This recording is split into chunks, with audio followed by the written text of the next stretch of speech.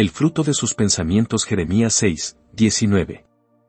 Observan aquí, hermanos míos, cómo declara Dios que castigaría a Israel, no solo por sus actos de pecado manifiestos y escandalosos, sino que traería terribles castigos sobre la nación por sus pensamientos. Se trata de una solemne advertencia, llena de instrucción para nosotros. Casi se ha convertido en un proverbio la expresión, el pensamiento es libre. Si esto es verdadero o falso, si es un axioma o un error, depende de la esfera en la que el pensamiento se mueva. Es verdad en el sentido de que el pensamiento es libre frente a los hombres, ya que ninguno de nosotros puede juzgar los pensamientos de su vecino, ni tenemos ningún derecho de intentar esa tarea. El pensamiento debe ser libre, y debe ser reconocido, con la ayuda de Dios, como perfectamente libre entre hombre y hombre. Sin importar lo que los tiranos puedan decretar, nunca han sido capaces de detener el progreso de la opinión.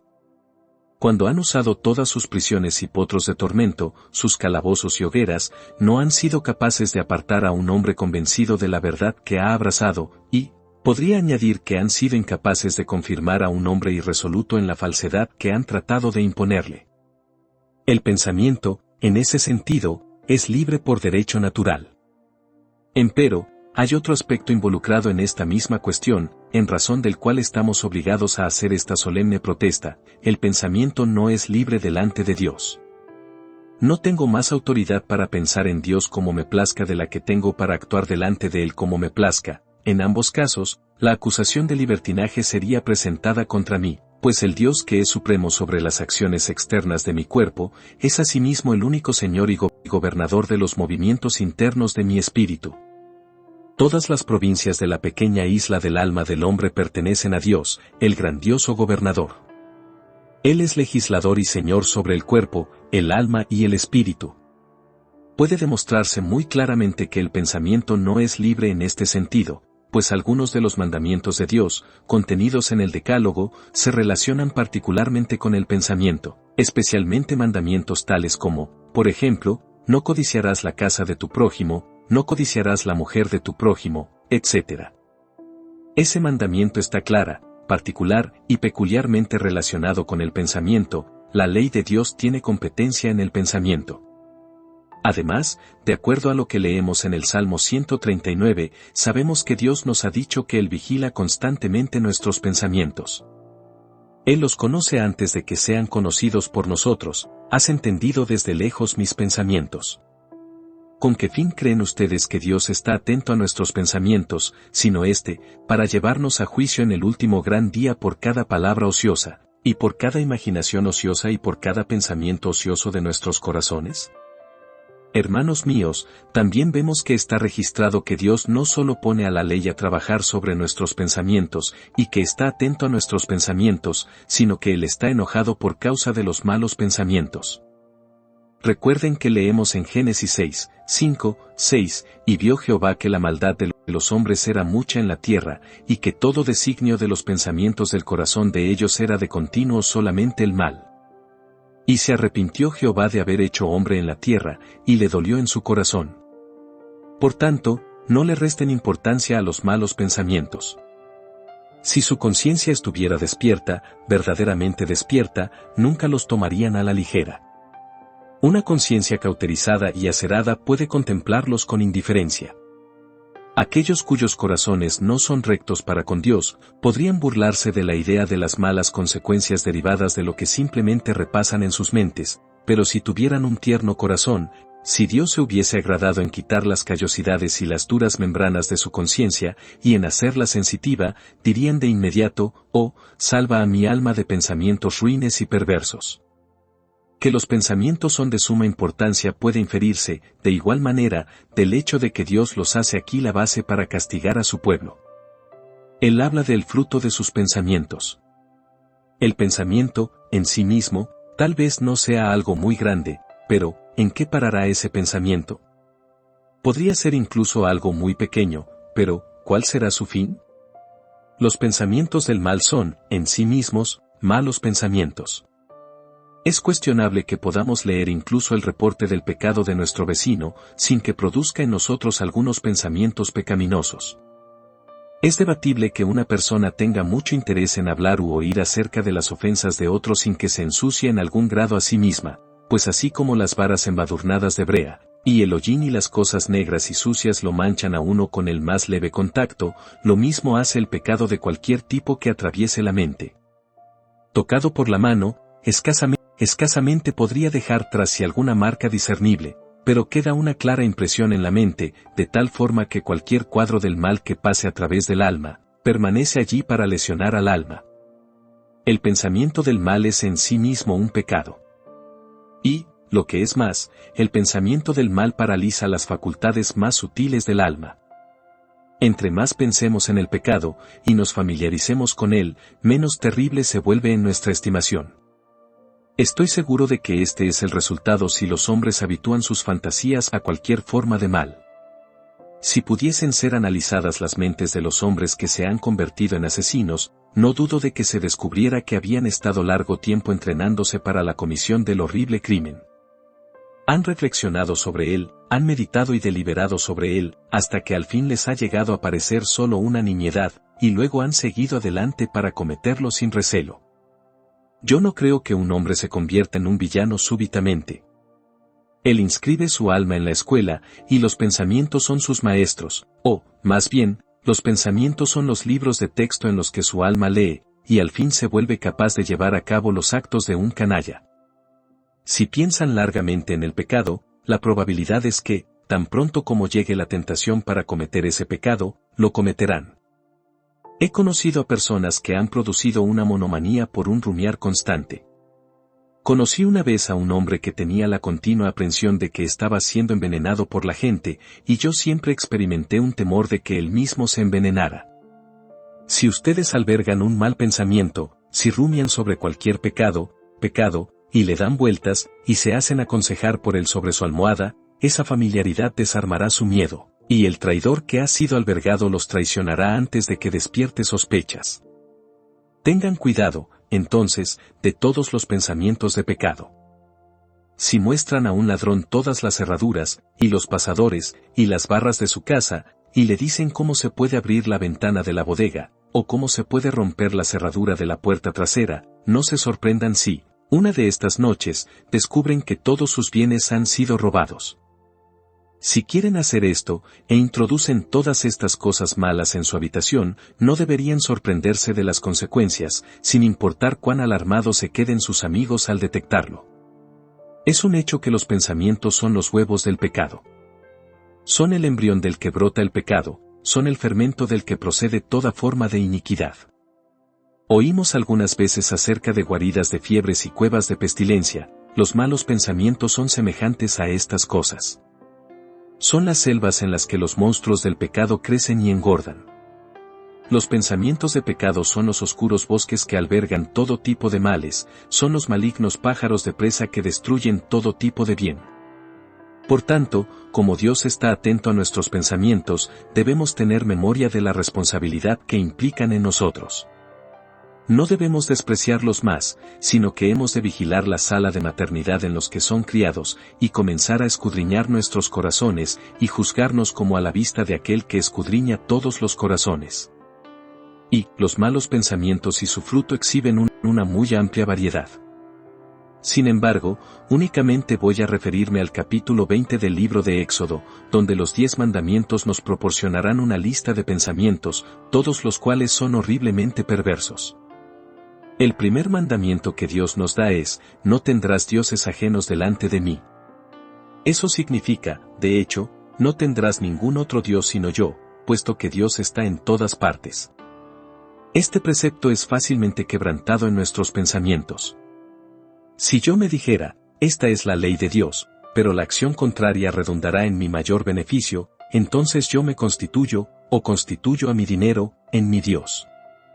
Si en cualquier ocasión yo me dijera, claramente percibo que no he de entregarme a ese pecado, mas, sin embargo, me proporcionará un gran placer, y me entregara a él, entonces haría de mi placer, es decir, de mí mismo, mi Dios, y me estaría adorando a mí en vez de adorar a Dios. Este es un pecado cuya esencia radica en los pensamientos, en el juicio, en los afectos. No necesitan hacer una imagen de oro, o de madera, e inclinarse ante ella, pueden volverse idólatras consumados en el templo de su corazón, al rendir homenaje a su propia obstinación. El segundo mandamiento contiene una prohibición adicional: no te harás imagen, etc. Esto es, no adorarás a Dios bajo ningún símbolo, no adorarás a Dios por medio de ningún símbolo, o, en su espíritu, no adorarás a Dios de ninguna manera que Dios no te hubiere mandado. No te inventarás métodos ni modos de adoración, sino que harás como Dios te manda. Ahora, muy fácilmente podemos fabricar una imagen en nuestros pensamientos. Esto es lo que hace la mayoría de nosotros. Decimos y pensamos que Dios es alguien completamente como nosotros, y, habiéndonos formado una idea de Dios, nos inclinamos ante ella, y decimos: Israel, estos son tus dioses. Hermanos, ustedes pueden ser tan idólatras al adorar a un Dios fabricado por su imaginación, como si adoraran a un bloque de piedra. Ese ser incomprensible, que se ha proclamado en la Escritura de acuerdo a los misteriosos atributos de su ser, y que se ha revelado adicionalmente tan dulce y gloriosamente en la persona del Señor Jesús, ese es el Dios que debemos adorar. No debemos hacernos un Dios, sino tomar al Dios revelado por la Escritura. No hemos de moldear en nuestros pensamientos un Dios tal como quisiéramos que fuese, un Dios que es pura benevolencia, pero que no tiene justicia, sino que hemos de tomar al Dios de la Escritura, grandiosamente severo, severamente terrible en su ira, a la par que ilimitado en su compasión, y siempre clemente y lleno de misericordia. Hemos de reconocer al Dios de la Biblia y no hacernos una deidad para nosotros, pues de lo contrario quebrantaríamos la ley divina en nuestros pensamientos, y el fruto de ese pensamiento será que seremos idólatras, y el pecado estará a nuestra puerta. El tercer mandamiento, como percibirán claramente, puede ser quebrantado sin decir una palabra: no tomarás el nombre de Jehová tu Dios en vano. Vanos pensamientos acerca de Dios, la irreverencia del alma hacia Él, todo esto constituye una violación de este solemne interdicto. 2. Solo basta que consideres con liviandad su nombre, y lo habrías blasfemado. Antes de que tu boca se hubiese abierto para pronunciar la irreflexiva expresión, el pensamiento rebelde ya es una profanación del Altísimo. En cuanto a la ley del día de reposo en el cuarto mandamiento, que obliga a nuestra raza, es violada con suma facilidad por todos nosotros. No supongan que guardan el día domingo porque no trabajen con sus manos, serían tan culpables si trabajaran con su cerebro. Han de descansar en ese día de todas sus propias obras. Hagan todo lo que quieran por Dios en ese día, pero su mente debe hacer a un lado sus cuidados. No deben traer su taller a este lugar. Harían mejor en quedarse en casa y continuar haciendo su negocio. No deben traer sus preocupaciones a este lugar. No, hermanos míos, déjenlos en la puerta, y pidan la gracia de Dios para que se eleven en este día sobre todas esas cosas, y entreguen su corazón y su mente enteramente a la adoración de aquel que ha santificado para sí ese día. Vean, entonces, que este mandamiento puede ser fácilmente quebrantado sin necesidad de ningún acto manifiesto, y su contravención destruye la validez del día domingo para ustedes. Mientras su mente esté trabajando arduamente, y luchando y esforzándose acerca de miles de problemas y dificultades, no les producirá un confortable descanso, pero si guardaran el mandamiento en su espíritu, sería un dulce y bendito descanso para ustedes. Vamos ahora a la segunda tabla, a los mandamientos que se relacionan con los hombres. Honra a tu padre y a tu madre. Cuando éramos niños, y desde entonces, pensamientos adustos y malvados en relación a nuestros padres han bastado para declararnos culpables de ofensas contra esta ley. Sin una acción desobediente, sin una palabra de rebelión, el hijo puede ser un rebelde contra sus padres en el pensamiento. No matarás, pero Cristo nos dice que cualquiera que se enoje contra su hermano sin causa, es virtualmente un asesino, de tal forma que el pensamiento puede asesinar y matar, y, en verdad, es el pensamiento airado el que pone el cimiento del golpe mortal. No habría asesinatos ni crímenes si no hubiera enemistad. Con toda seguridad, los hombres no procederían a matarse entre sí, o a poner celadas a sus desventuradas víctimas, o a realizar desesperados actos de violencia, a menos que, antes que nada, sus almas estuvieran ardiendo con el fuego del infierno. No cometerás adulterio. Diré poco en relación a este mandamiento, pero aquí está la propia exposición de nuestro Señor al respecto, pero yo os digo que cualquiera que mira a una mujer para codiciarla, ya adulteró con ella en su corazón. Así, la fornicación pudiera abundar en nosotros para nuestra contaminación y la ruina de nuestra alma, aun cuando tal vez pudiéramos reservarnos de la comisión del acto impío por miedo. Entonces, tengan cuidado, ustedes, que pueden deleitarse en el mal, ustedes, que pueden sorber el fruto prohibido tras la puerta, ustedes, que pueden saborear el suculento bocado bajo su lengua, tengan cuidado para que no vayan a tener su porción con aquellos que caen en el pecado. Yo no digo que el pensamiento del pecado sea tan malo como el pecado mismo, no puede ser así, ciertamente, en su resultado para con otros, pero, aún así, es un pecado. Y un pecado por el que habrá que responder en aquel tremendo día, cuando el juez de toda la tierra distribuya sus porciones a los hombres. No hurtarás. Cada pensamiento de envidia de otro hombre, cada deseo de apoderarme de lo que no es mío, toda cosa de este tipo, en la que quiera tomar lo que no me pertenece, es un robo tácito.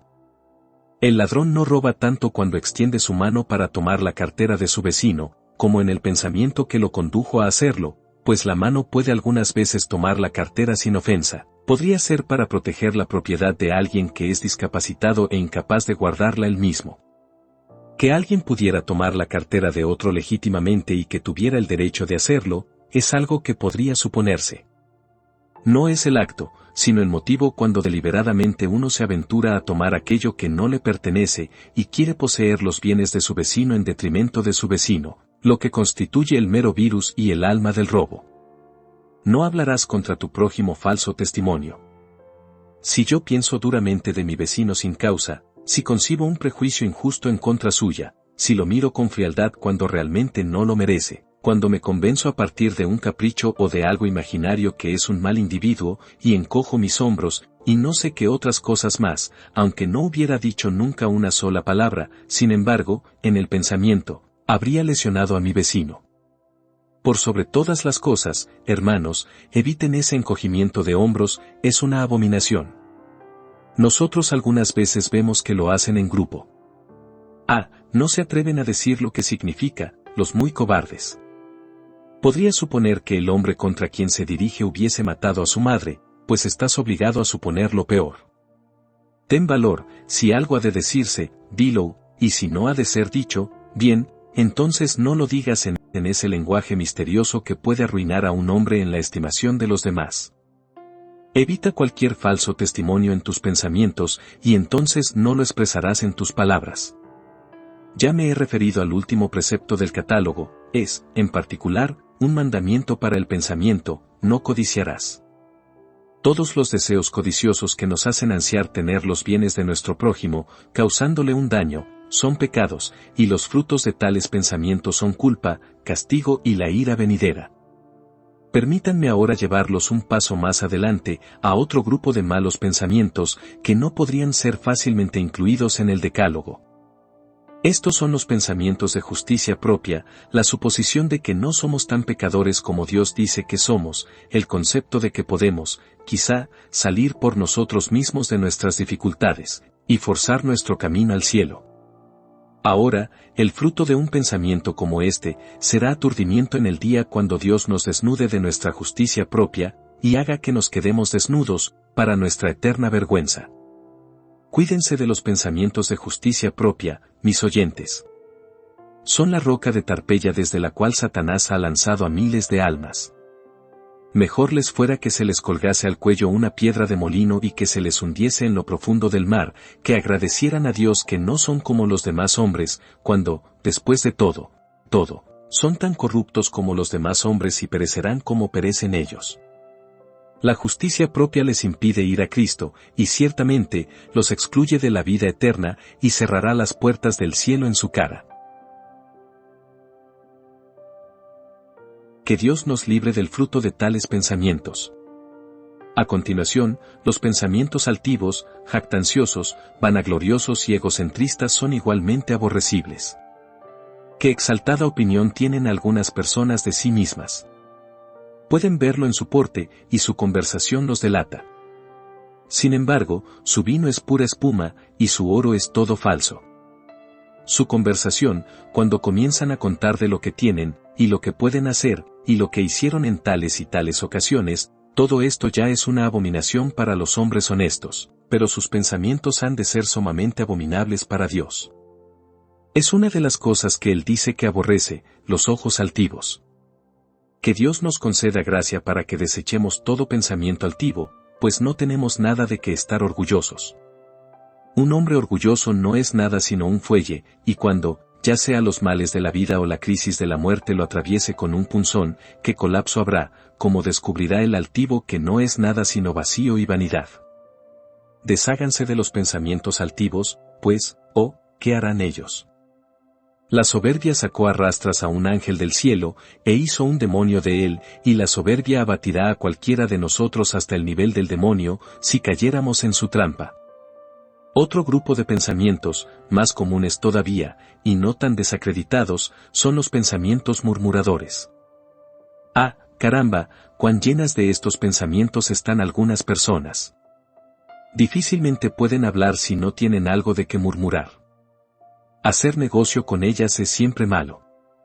Desde que vine a Londres, el negocio ha sido malo, pero ahora es incluso peor. Nunca fue tan malo como es ahora, excepto que el año pasado también fue muy malo, y, hasta donde sé, siempre ha sido de lo peor. Los granjeros nunca han obtenido, hasta donde yo recuerde, algo más que una cosecha promedio, y la mayoría de los años ha sido un fracaso. Si el trigo ha sido bueno, los nabos no han prosperado, o algo parecido. Noto que la murmuración es algo muy común en mucha gente, y tan pronto como te sientas en la casa del campo, en lugar de decirte que alguien ha estado allí para ayudarles y para proporcionarles un auxilio, afirman que solo tienen la pensión parroquial, una miserable pitanza. 3. Así es, pero ellos olvidan las misericordias que tienen. ¿Por qué habría yo de estar siempre contando cuán a menudo sufro de dolores reumáticos y cuántas veces descubro que hay algo malo en mi constitución? ¿Por qué habría de ser mi hábito constante forzar a todo mundo a que sea miserable doquiera que voy? Bien, dirá alguno, pero tú sabes que no podemos evitarlo. Mi querido amigo, entonces, si no puedes evitarlo, yo te diré cuál será su fruto, tú te harás incorregiblemente miserable. Te conducirás a un desesperado estado, en el que nada te consolará. Yo creo que, a este respecto, nosotros somos en gran medida nuestros propios señores.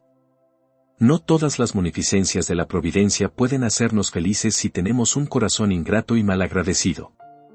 Pueden tener todo lo que el mundo pueda darles, y, sin embargo, ser desdichados, o pueden ser muy pobres, y sin embargo, ser alegres.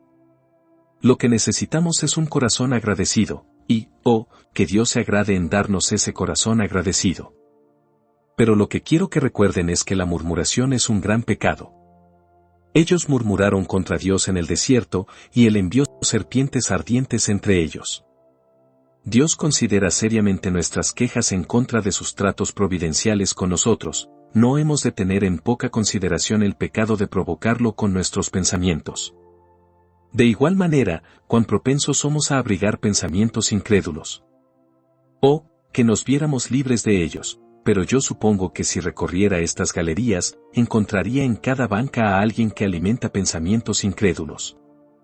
Nos imaginamos que Dios nos abandonará, que la providencia se volverá en contra nuestra. Nos volvemos como el viejo Jacob cuando dijo, José no parece, ni Simeón tampoco, y a Benjamín le llevaréis, contra mí son todas estas cosas, en verdad todo está operando en nuestro favor, solo que somos incapaces de verlo. Fuera toda incredulidad, pues el fruto de los pensamientos incrédulos es debilidad, aflicción y rebelión contra Dios, y no sé qué otras cosas más de presunción y temeridad. Que Dios nos libre de estos pensamientos. Los pensamientos aplazadores han sido una fructífera fuente del mal para una gran cantidad de personas entre ustedes. Ustedes tienen buenos pensamientos y buenas resoluciones, pero siempre aplazan las cosas, y piensan que vendrán tiempos mejores para abandonar sus pecados y buscar a Cristo. Aunque el menor de los males sea solo una terrible pérdida de tiempo, corren un grave peligro de algo peor que eso, pues ha de temerse que sus almas se perderán al fin. Otros hemos de quejarnos de pensamientos distraídos cuando estamos adorando a Dios, y el fruto de ellos es echar a perder las estaciones doradas, que, bien usadas, podrían producir una gran ganancia. A menudo, cuando el servicio ha sido adecuado para ministrar refrigerio e instrucción, y otros han sido nutridos por la palabra, alguna pobre alma sale, y dice, no lo disfruté en absoluto. Vamos, por supuesto que no, pues tus pensamientos estaban en otra parte. Estas son las aves de rapiña que descienden sobre el sacrificio. Si, como Abraham, las ahuyentamos, seremos capaces de adorar en paz, pero si no, el fruto de los pensamientos distraídos en la casa de Dios es que el servicio es estropeado. Igual nos ocurre en el aposento, ya sea que estemos ostensiblemente involucrados en la devoción privada o en la lectura de las Escrituras, a menos que los pensamientos estén centrados en el tema que tenemos entre manos. No puede haber ganancia espiritual en acercarse a Dios. 2. Ahora, durante unos cuantos minutos, pensemos en cosas más brillantes, mientras menciono unos cuantos pensamientos y sus frutos. De las cuales cosas, dice el apóstol, no se puede ahora hablar en detalle, cuando tenía ante sí una larga lista y un corto espacio, yo debo decir lo mismo ahora. Si quieren tener buen fruto en su alma, cultiven pensamientos humildes. Nadie fue dañado jamás por tener un humilde concepto de sí. La mejor definición de humildad que escuché jamás fue esta: no darnos indebida importancia. Considerarnos por debajo del estándar es bajeza, considerarnos por encima del estándar es orgullo, pero formarnos una correcta estimación de nosotros es la verdadera humildad. Eviten la falsificación que hay en el mundo, esa es una humildad fingida. Sean verdaderamente humildes. Alberguen pensamientos humildes acerca de ustedes mismos, especialmente delante de Dios. Son indispensables los pensamientos penitentes del pecado, las humildes consideraciones relacionadas con la gracia divina, y una estrecha rendición de cuentas por la propia responsabilidad. Así descubrirán que la humildad barrerá el aposento de su alma, y la preparará para la entrada del grandioso príncipe. Cultiven mucho pensamientos perdonadores hacia sus semejantes. Nunca sean tardos para ser persuadidos de perdonar una ofensa. El que agarra a su hermano por el cuello puede estar seguro de que será agarrado también por el cuello. Mal por mal, se dice, es algo a semejanza de las bestias, bien por bien, es algo a semejanza del hombre, mal por bien, es demoníaco, pero, bien por mal, es a semejanza de Dios.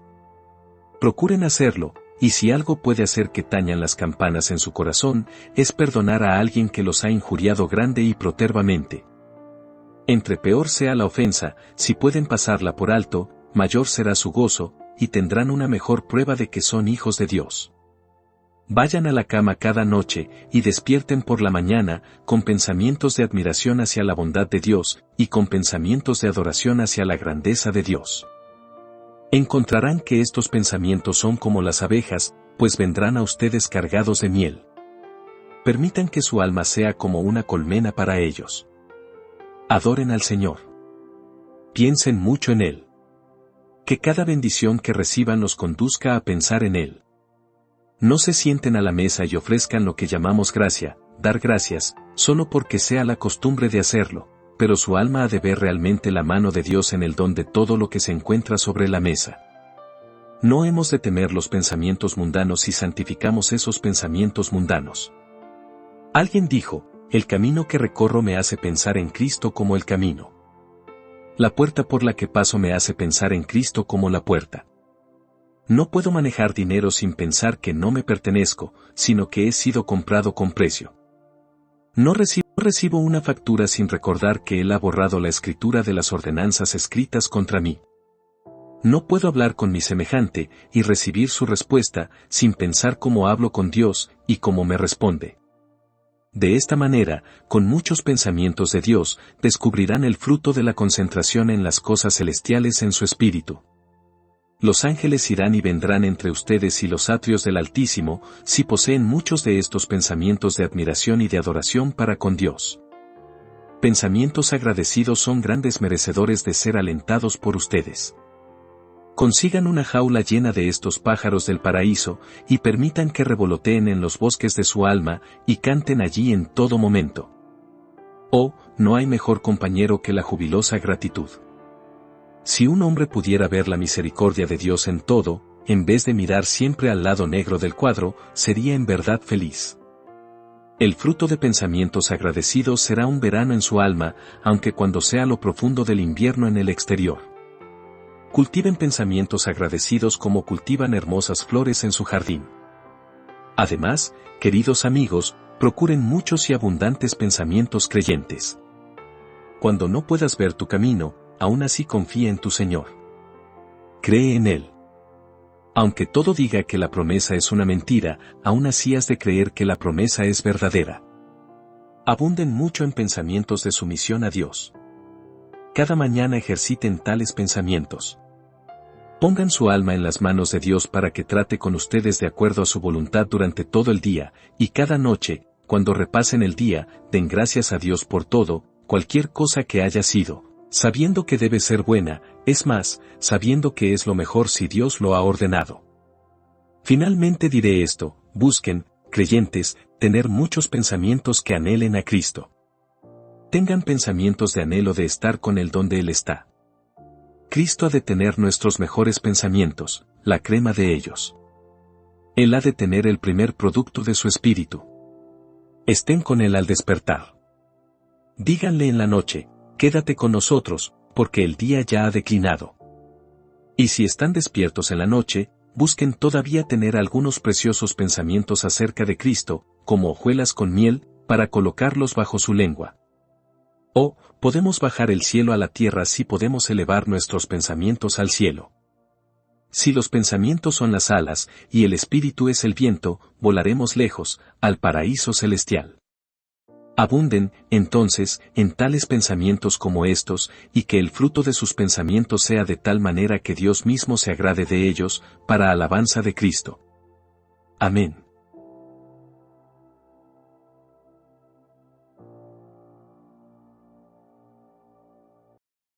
El fruto de sus pensamientos. Jeremías 6, 19. Observan aquí, hermanos míos, cómo declara Dios que castigaría a Israel, no solo por sus actos de pecado manifiestos y escandalosos, sino que traería terribles castigos sobre la nación por sus pensamientos. Se trata de una solemne advertencia, llena de instrucción para nosotros. Casi se ha convertido en un proverbio la expresión: el pensamiento es libre. Si esto es verdadero o falso, si es un axioma o un error, depende de la esfera en la que el pensamiento se mueva. Es verdad en el sentido de que el pensamiento es libre frente a los hombres, ya que ninguno de nosotros puede juzgar los pensamientos de su vecino, ni tenemos ningún derecho de intentar esa tarea. El pensamiento debe ser libre, y debe ser reconocido, con la ayuda de Dios, como perfectamente libre entre hombre y hombre. Sin importar lo que los tiranos puedan decretar, nunca han sido capaces de detener el progreso de la opinión. Cuando han usado todas sus prisiones y potros de tormento, sus calabozos y hogueras, no han sido capaces de apartar a un hombre convencido de la verdad que ha abrazado, y, podría añadir que han sido incapaces de confirmar a un hombre irresoluto en la falsedad que han tratado de imponerle. El pensamiento, en ese sentido, es libre por derecho natural. Empero, hay otro aspecto involucrado en esta misma cuestión, en razón del cual estamos obligados a hacer esta solemne protesta: el pensamiento no es libre delante de Dios. No tengo más autoridad para pensar en Dios como me plazca de la que tengo para actuar delante de Él como me plazca. En ambos casos, la acusación de libertinaje sería presentada contra mí, pues el Dios que es supremo sobre las acciones externas de mi cuerpo, es asimismo el único Señor y gobernador de los movimientos internos de mi espíritu. Todas las provincias de la pequeña isla del alma del hombre pertenecen a Dios, el grandioso gobernador. Él es legislador y Señor sobre el cuerpo, el alma y el espíritu. Puede demostrarse muy claramente que el pensamiento no es libre en este sentido, pues algunos de los mandamientos de Dios, contenidos en el Decálogo, se relacionan particularmente con el pensamiento, especialmente mandamientos tales como, por ejemplo, no codiciarás la casa de tu prójimo, no codiciarás la mujer de tu prójimo, etc. Ese mandamiento está clara, particular y peculiarmente relacionado con el pensamiento. La ley de Dios tiene competencia en el pensamiento. Además, de acuerdo a lo que leemos en el Salmo 139, sabemos que Dios nos ha dicho que Él vigila constantemente nuestros pensamientos. Él los conoce antes de que sean conocidos por nosotros, has entendido desde lejos mis pensamientos. ¿Con qué fin creen ustedes que Dios está atento a nuestros pensamientos, sino para llevarnos a juicio en el último gran día por cada palabra ociosa, y por cada imaginación ociosa y por cada pensamiento ocioso de nuestros corazones? Hermanos míos, también vemos que está registrado que Dios no solo pone a la ley a trabajar sobre nuestros pensamientos, y que está atento a nuestros pensamientos, sino que Él está enojado por causa de los malos pensamientos. Recuerden que leemos en Génesis 6, 5, 6, y vio Jehová que la maldad de los hombres era mucha en la tierra, y que todo designio de los pensamientos del corazón de ellos era de continuo solamente el mal. Y se arrepintió Jehová de haber hecho hombre en la tierra, y le dolió en su corazón. Por tanto, no le resten importancia a los malos pensamientos.